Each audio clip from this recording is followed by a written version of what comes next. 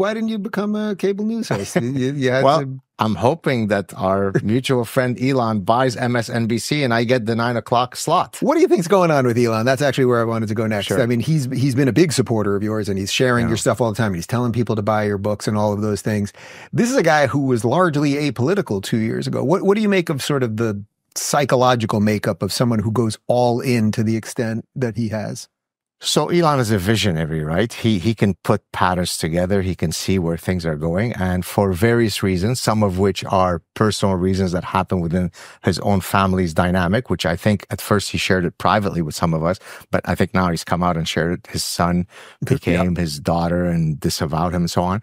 He suddenly was kind of awakened out of the stupor that many people had been in, right? Where, you're busy with your daily life and few people are as busy as Elon. And but when he saw the problem, when he recognized what it is, when he recognized some of the people who are offering solutions, including yours truly, I think he went all in, and that's what makes him Elon.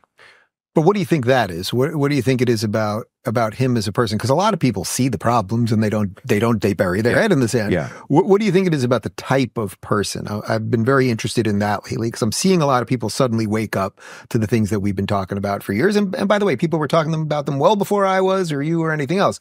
But the type of person who's just like, I see something, I'm going to do it. So I recently did a clip on my show where I said, what do Elon Musk, Joe Rogan, and Donald Trump have in common? Mm-hmm. Now, the premise of that show was authenticity, that they're all authentic. But to your question, I think they're also all honey badgers, right? And as we know, colloquially, honey badgers don't give a F, right? Yeah. So Elon sees it, to your point, just like others see it, but the others will modulate their behavior.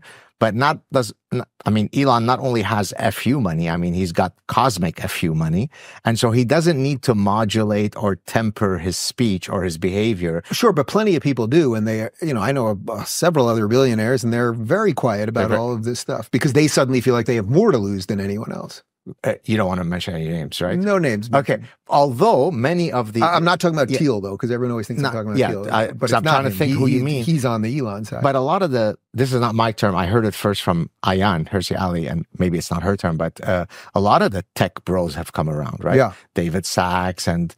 well, it's easier now. Sachs, I think, was one of the leaders of it, too. Yeah. But it's a hell of a lot easier. But from your view, without mentioning any names, there are others that you would love to see them throw their name into their hat into the arena, but they're not doing it? Sure. Or that are doing it now when it's safe. And again, I want to be welcoming to all of that, but I think I'm just curious about the psychological makeup. If you have two people who have the exact same bank statements and roughly the same lives, yet one is willing to walk right into the fire and the other one's always waiting for the guy to walk into the fire. I just think there's something just interesting honey badger. They're absolute honey badger, right? Joe Rogan does not, and we both know him personally, he doesn't give a damn. He won't modulate a single, syllable to please or placate anybody. Certainly Donald Trump doesn't. First reaction of Donald Trump when he's shot in the head is fight, fight, fight. So I think they all have those qualities. And I always say, by the way, the trajectory of history, whether it be for the good or the bad, is always led by people who are not fence sitters, right? It's not the equivocators and the let's see things on both sides. It's the guys who see something for better or worse and say, I'm taking that road. And so Elon epitomizes that more than most people.